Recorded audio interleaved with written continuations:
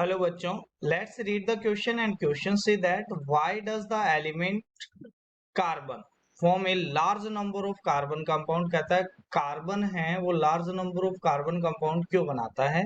जबकि दूसरा क्वेश्चन कहता है right the structure and name of to isomers of butane. तो आइसोमर्स वो होते हैं जो आपके पास में क्या करते हैं, सेम केमिकल फॉर्मूला होता है बट डिफरेंट क्या होते हैं, उनकी स्ट्रक्चर्स होती है। तो इस क्वेश्चन के आपके पास में की कंसेप्ट लिख लेते हैं। की कंसेप्ट तो पहला जो आपके पास क्वेश्चन है उसका की कंसेप्ट ये है, carbon form large number of carbon form large number of compounds compounds due to following property. तो पहली प्रॉपर्टी है कि कार्बन होता है टेट्रावैलेंट होता है। क्या होता है? Tetravalency, due to tetravalency valency. ठीक है, तो टेट्रावैलेंसी का मतलब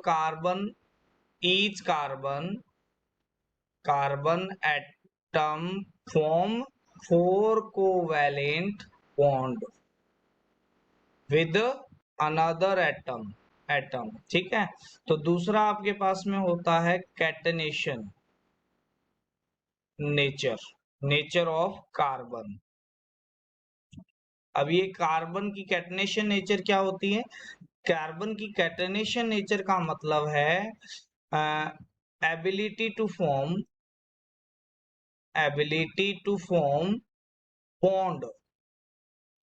बॉन्ड विद itself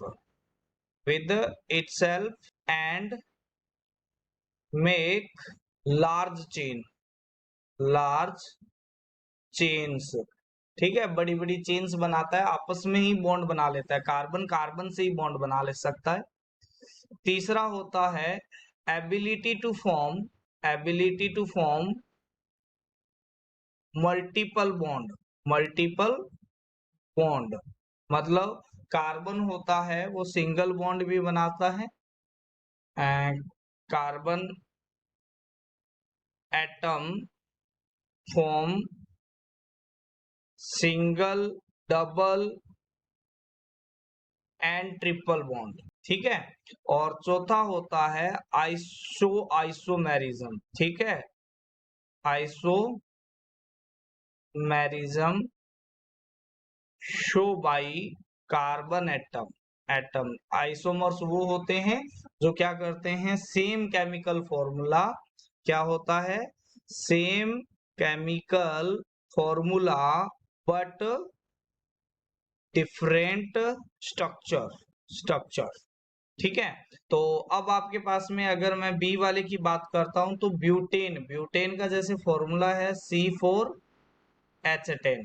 तो इसके दो आइसोमर्स होते हैं, इसके क्या होते हैं, दो आइसोमर होते हैं, आइसोमर ऑफ ब्यूटेन होते हैं, वो दो होते हैं जिनका फॉर्मूला तो सेम होता है। पहला कौन सा होता है, एन ब्यूटेन के अंदर क्या होते हैं, 4 कार्बन हैं, वो एक सीधी चेन में होते हैं और इसकी वैलेंसी है वो कौन कंप्लीट करता है, ये आपके पास में हाइड्रोजन कंप्लीट होती है, हाइड्रोजन से कंप्लीट होती है। इस तरीके से ये हो गया आपके पास में एन ब्यूटेन। ठीक है, और दूसरा होता है आइसोब्यूटेन